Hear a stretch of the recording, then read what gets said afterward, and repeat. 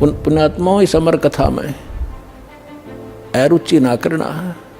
असंख्यों युगों के बाद तुम्हारा बिल्ली के भागों छीका टूटा है, ये इसको छक छक कर खा लो और कल्याण करा लो। आप सुनिएगा वो। ब्रह्मा विष्णु महेश्वर माया और धर्मराया कहिए। इस काल को धर्मराय भी बोलते, क्योंकि ये अपने आप को कहता मैं धर्म का राज करता हूं, तो जैसा करता हूं वैसा ही फल देता हूं। ब्रह्मा विष्णु महेश्वर माया और धर्मराया कहिए, इन पांचों मिल पर पंच बनाया वाणी हमरी लहिए। परमात्मा कहते हैं गरीबदास जी को ज्ञान दिया। गरीबदास जी परमेश्वर की महिमा प्रकट कर रहे हैं अपनी वाणी में। जैसा कि कबीर सागर में आपने देखा कि कबीर परमेश्वर ने 600 वर्ष पहले कहा था कि 12वां पंथ जो गरीबदास पंथ होगा और उसका प्रवर्तक होगा, वो 1774 में उसका जन्म होगा। उसमें 75 गलती से लिखा है कबीर सागर में। और उससे मेरी महिमा की वाणी प्रकट होगी। लेकिन वो गरीबदास पंथ वाले भी उस वाणी को नहीं समझ सकेंगे। फिर 12वें पंथ में चल के हम ही आएंगे और फिर उस वाणी को निर्णय करके समझाएंगे। सब पंथों को मिटाकर एक ही पंथ चलाएंगे। तो ये परमेश्वर की महिमा की वाणी गरीबदास जी ने प्रकट की है कि कबीर जी क्या बताना चाहते हैं। क्या बताते हैं कबीर जी, इन पांचों मिल जीव अटकाए, युगन युगन हम आन छुटाए। इन पांचों ने मिलकर तुम्हें यहाँ फंसा रखा है और युग युग प्रत्येक युग में आके हम ही छुड़वाते हैं तुम्हारे को इनसे। सत्य भक्ति करवा के, सच्चा ज्ञान दे के, तुम्हारा विश्वास दृढ़ करा के और सतलोक ले जाते हैं। बंदी छोड़ हमारा नामम, अजर अमर है अस्थिर ठामम। कबीर परमेश्वर कहते हैं बंदी छोड़ है मेरा नाम, यानी बंद छुड़वाने वाले। और हमारा स्थान सतलोक अजर अमर है, वो कभी नष्ट नहीं होता। वो शाश्वतम स्थानम, वो सनातन परम धाम है जो हमारा वास्तविक स्थान है। अब इनकी महिमा क्या बताते हैं। पीर पीर पैगंबर कुतुब ओलिया सुर नर मुनिजन ज्ञानी, एत्या क्यों तो राह ना पाया यजम कै बंधे प्राणी। हे बंदी छोड़। अब ये है ये सूक्ष्म वेद। इस सूक्ष्म यानी सच्चिदानंद घन की वाणी, इसके एक श्लोक को अनुवाद करने के लिए पीर पैगंबर कुतुब ओलिया सुर नर मुनिजन ज्ञानी, एत्याकू तो राह ना पाया ये काल के बंधे प्राणी। इनको तो तत्व ज्ञान नहीं मिला, ना देवताओं को, ना ऋषियों को, ना महर्षियों को। इनको तत्व ज्ञान प्राप्त नहीं था, इसलिए ये काल की ही डोर से बंधे रहे। परमेश्वर कहते हैं, कबीर जी कहते हैं, सुर नर मुनिजन 33 करोड़ी बंदे सभी निरंजन डोरी। ये काल की डोर का बंद रहे, इनको यथार्थ ज्ञान नहीं है। और पुण्यात्मा, यहाँ एक बात समस्या आ जाती है कि क्या ब्रह्मा विष्णु महेश और देव ऋषियों ने किसी को ज्ञान नहीं था? हाँ, किसी को ज्ञान नहीं था। अब या फिर कुनीन होगी या अलग उतरा, अलग में उतरे नहीं, हमारे दिमाग में स्वीकार्य नहीं हो, गले नहीं उतरेगी। लेकिन यह उतारेंगे गले, वो गले उतरे अंदर जाए बिना दवाई काम नहीं करे, अगर ऊपर रहेगी तो इसके लिए फिर आपको प्रमाण दिखाना पड़ेगा। पुण्यात्माओं, प्रत्येक सत्संग में, ये सत्संग कहो या लेक्चर कहो या क्लास कहो, ये पीरियड कहो, ये प्रत्येक पीरियड में यहाँ एक सामूहिक सत्संग सतल है। क्या होता है कि जैसे ये 3-4 दिन का हम लगातार इसलिए करते हैं कि एक परिवार में 5-6 सदस्य हैं, तो 2 आ जाते हैं पहले दिन, वो चले जाते हैं सत्संग, एक सुनकर दिन का मान ले। फिर शाम में दूसरे आ जाते हैं, आसपास हैं तो यहाँ आसपास का ऐसा है, और फिर तीसरे आ जाते हैं अगले दिन। तो ऐसे वो अपना 3 दिनों में टर्न वाइज सारे लाभ उठा ले जाते हैं। तो इसलिए दास चाहता है कि रह कर ये रेग मार बार बार मारा जा, ताकि सब का मैल उतर जाए। और जो पुण्यात्मा बार बार सुनते हैं प्रभु की महिमा, चाहे 1,00,000 बार सुन ले तो बार भी आनंद आना चाहिए। यदि आपको आनंद नहीं आ रहा कि तो कल सुनी थी आज भी फिर सुना रहे हैं गुरु जी, तो आप अस्वस्थ हैं, आप अभी भक्ति योग नहीं हुए हो। जैसे व्यक्ति को बुखार हो जाता, मलेरिया, उसको रोटी भी कड़वी लगती है, मनुखा दाख भी कड़वी लगती है, और उसका इलाज क्या है? कड़वी लग गए हैं तो कुनीन कड़वी खानी पड़ेगी। फिर वो स्वस्थ होगा, और स्वस्थ होने के बाद फिर वो सुख की रोटी भी उसको मीठी लगेगी। ऐसे ही जो व्यक्ति पहली बार सत्संग सुनता है उसको ये ज्ञान अटपटा सा लगता, पर सुनता रहे, फांकी मार इसकी, ना चाहते हुए जैसे गोली, ना चाहते हुए भी गटक जाया करें, ना चाहते हुए सुनते रहना इस ज्ञान को। ये कानों के माध्यम से आपके पेट में जाएगी कुनीन, और फिर साफ कर देगी अंदर से, जिससे आपको कड़ुआपन था। अब दिखाते हैं कि न ब्रह्मा सुर नर मुनि जन 33 करोड़ी, बंदे सभी निरंजन डोरी, पीर पैगंबर कुतुब ओलिया सुर नर मुनि जन ज्ञानी, एत्या को तो रा ना पाया ये जम कै बंधे प्राणी। ये वाणी परमात्मा की। अब इस वाणी को सिद्ध करना अति आवश्यक है, नहीं तो कोई भी नहीं मानेगा कि ब्रह्मा विष्णु महेश सुर माने देवता है। इन देवताओं को ज्ञान नहीं था, और इन मुनियों को, ब्राह्मणों को कोई ज्ञान नहीं था, ऋषियों को तत्व बिल्कुल भी ABC, ये तो वेद ज्ञान था ही नहीं इनको।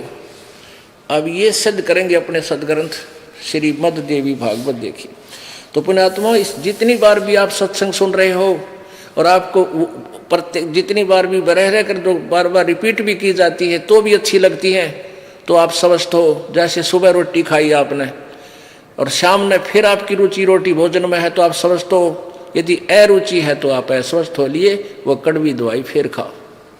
कहने का भाव ये है कि ये मान लिया आपको लगता है गुरु जी ने कल भी दिखाई थी, परसों भी दिखाई थी, ऐसा मन में आता है तो आप अभी अस्वस्थ है, पर फिर सुन इस कड़वी दवाई न खाता ही रहे, अरुचि से भी सुनता रहे, ये रोग ऐसे ही कट जाएगा।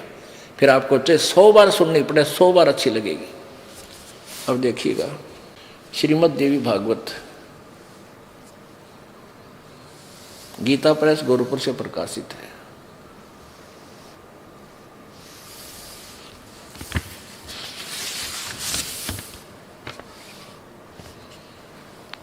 और इसके संपादक कौन है? हनुमान प्रसाद पोदार चिमन लाल गोस्वामी। ये कहाँ से छपी है? प्रकाशक मुद्रक गीता प्रेस गोरखपुर, गोविंद भवन कार्यालय कलकत्ता का संस्थान। इसके 28 पृष्ठ पर आपको दिखाते हैं। पहला सकंद, पृष्ठ नंबर 28, 28 पे, और संक्षिप्त देवी भागवत।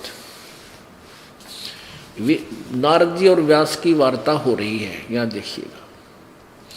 नारद जी ने कहा, महाभाग व्यास जी, तुम इस विषय में जो पूछ रहे हो ठीक यही प्रश्न मेरे पिताजी ने भगवान श्री हरि से किया था। यहां देखना, ये वे चराचर जगत के आश्रयदाता, जगतगुरु एवं देवताओं के भी देवता हैं। ऐसे जगत प्रभु भगवान श्री हरि यानी विष्णु जी महान तप कर रहे थे, उनकी समाधि लगी थी। यह देखकर मेरे पिता ब्रह्मा जी को बड़ा आश्चर्य हुआ। अतः उन्होंने उनसे जानने की इच्छा प्रकट की। ब्रह्मा जी ने पूछा, प्रभु आप देवताओं के अध्यक्ष, जगत के स्वामी, भूत भविष्य एवं वर्तमान सभी जीवों के एकमात्र शासक हैं, भगवान फिर आप क्यों तपस्या कर रहे हैं और किस देवता यानी किस भगवान की आराधना में ध्यान मगन है? मुझे असीम आश्चर्य तो ये हो रहा है कि आप देवेश्वर एवं सारे संसार के शासक होते हुए भी समाधि लगाए बैठे हैं। तो विष्णु जी क्या बोले? ब्रह्मा जी के विनीत वचन सुनकर भगवान श्री हरि यानी विष्णु जी ने ये उत्तर दिया, ब्रह्मन सावधान होकर सुनो, मैं अपने मन का विचार व्यक्त करता हूँ। देवता, दानव, मानव सभी यही जानते हैं कि तुम सृष्टि करते हो, मैं पालन करता हूँ, और शंकर संहार किया करते हैं। किंतु फिर भी वेद के पारगामी विद्वान अपनी युक्ति से यह सिद्ध करते हैं कि रचने, पालने और संहार करने की यह योग्यता जो हमें मिली है उसकी अधिष्ठात्री शक्ति देवी है, दुर्गा है। वे कहते हैं कि संसार की सृष्टि करने में तुम राजसी शक्ति का संचार हुआ है, मुझ में सात्विक शक्ति मिली है और रुद्र में तामसी शक्ति का आविर्भाव हुआ है। सुवर्थ, प्रत्यक्ष और परोक्ष दोनों उदाहरण में तुम्हारे सामने रखता हूँ, सुनो। यह निश्चित बात है कि उस शक्ति यानी दुर्गा के अधीन होकर मैं इस शेष नाग की सैया पर सोता हूँ, सृष्टि करने का अवसर आती जाग जाता हूँ, मैं सदा तप करने में लगा रहता हूँ। इस शक्ति के शासन से कभी मुक्त नहीं रह सकता।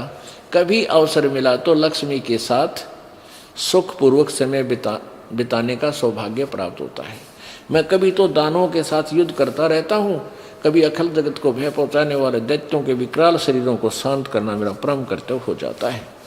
और फिर क्या कहते हैं, अब यहाँ तोड़ पाड़ दिया विष्णु जी ने अपने ज्ञान का। मुझे सब प्रकार से शक्ति के अधीन होकर रहना पड़ता है, उन्हीं भगवती शक्ति का मैं निरंतर ध्यान किया करता हूँ। और ब्रह्मा जी मेरी जानकारी में इन भगवती शक्ति से यानी दुर्गा से बढ़कर और कोई देवता नहीं, कोई और भगवान को नहीं। ओ तेरा गजब। अब आगे परमात्मा की वो वाणी, स्वर नर मुनि जन 33 करोड़ी, ये बंधे सभी काल की डोरी। इन ब्रह्म तक का विज्ञान कोई ना, वेदों का विज्ञान नहीं विष्णु जी को, ना ब्रह्मा जी को। अब देख दुर्गा क्या बताती है, ये कहता है कि मैं तो दुर्गा से ऊपर कोई भगवान नहीं मानता, देव नहीं मानता। और देवी क्या कहती है कि ब्रह्म की पूजा करो, उसका ओम नाम है, सब बातें छोड़ दो। बता भाई, अभी न कित रो है। अब 562 पृष्ठ पे आपको दिखाते हैं श्री 7वां स्कंद संक्षिप्त देवी पुराण देवी भागवत 562। अब देवी बता रही है, हिमालय को ज्ञान उपदेश दे रही है, ब्रह्म स्वरूप का वर्णन। पहले दिए अपनी अटकल्ला है कि मेरा ऐसी भक्ति करो, फिर कहती वो ब्रह्म कैसा है वो बताती हूँ। श्री देवी जी कहने लगी उस ब्रह्म का क्या स्वरूप है यह बतलाया जाता है, जो प्रकाश रूप सबके अत्यंत समीप में सचित हृदय रूप गुहा में सचित होने के कारण गुहाचर नाम से प्रसिद्ध और महान पद अर्थात परम प्राप्य है। वह समस्त प्रजा के ज्ञान से परे है, अर्थात किसी की बुद्धि में आने वाला नहीं है, ऐसा तुम जानो। जो परम प्रकाश रूप है, जो सूक्ष्म से भी अत्यंत सूक्ष्म है, जिसमें संपूर्ण लोक और उन लोकों में निवास करने वाले प्राणी सचित हैं, वही यह अक्षर ब्रह्म है। वही सबके प्राण है, वह सबकी वाणी है और वही सबके मन है। यह सब परम सत्य, ये परम सत्य और अमृत अविनाशी तत्व है। सौम्य उस वेदने योग्य लक्ष्य का तुम वेदन करो, मन लगाकर उसमें तन्मय हो जाओ। सौम्य उपनिषद में कथित महान अस्त्र धनुष लेकर उस पर उस उपासना द्वारा तीक्ष्ण किया हुआ बाण संधान करो और फिर बाणोगुत चित्त के द्वारा उस बाण को खींचकर उस अक्षर ब्रह्म को ही लक्ष्य बनाकर वेदन करो। या मई मत बताओ है और भगवान अविनाशी परमात्मा की मंत्र बता रही है। ओम परवण माने ओम धनुष है, जीवात्मा बाण है और ब्रह्म को उसका लक्ष्य कहा जाता है।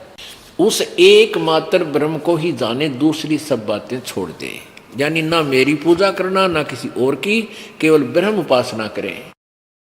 यही अमृत रूप से परमात्मा के पास पहुंचने का पुल है। यहाँ देखो, इस आत्मा का ओम के जप के साथ परमात्मा लिखना था यहाँ पर। इस परमात्मा का ओम के जप के साथ ध्यान करो। इससे अज्ञान में अंधकार से सर्वथा परे संसार सागर समुद्र से उस पार जो ब्रह्म है उसको पा जाओगे, तुम्हारा कल्याण हो।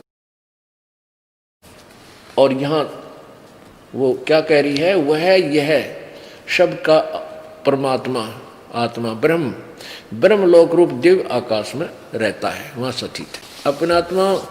अब इन सतयुग के ब्राह्मणों का मुनियों का ज्ञान और देख लेते हैं 414 पृष्ठ। परमात्मा की एक वाणी इतना ज्ञान फैला दिया इन लोगों ने कि परमात्मा के यथार्थ ज्ञान को सत्य को सत्य सिद्ध करने के लिए ये इतने पापड़ बेलने पड़ते हैं इस दास को, जब आपका यूं यकीन होता है कि सचमुच कबीर जी की वाणी सच्ची है। छठा अध्याय और संक्षिप्त देवी भागवत 414 पृष्ठ। जन्मेजय ने पूछा, महाभाग किस युग में कैसा धर्म का स्वरूप है, इस संपूर्ण विषय को विशेष रूप से बताने की कृपा कीजिए। व्यास जी बोले, व्यास जी कह रहे हैं जो वेदों के राइटर हैं और गीता के और पुराणों के। राजन ये निश्चय है कि सतयुग में ब्राह्मण वेद के पूर्ण विद्वान थे। और उनके द्वारा निरंतर भगवती जगदम्बा की आराधना होती थी। जय हो। और वे भगवती का दर्शन करने के लिए उनका मन सदा ललायित रहता था। वाह रे वाह। आलियावड़ सतयुग के ब्राह्मणा का और वेद के पूर्ण विद्वान थे, दुर्गा की पूजा करते थे। और दुर्गा कह रही है वो तो ओम का जाप करो, बाकी सब छोड़ दो। और वेद यही कह रहे हैं और गीता यही कह रही है, गीता जी कि वो खुद कहता है कि मेरा तो एक ओम मंत्र है और कोई देवता की पूजा मत करो, किसी देव की पूजा मत करो यदि तुम्हें कल्याण चाहिए।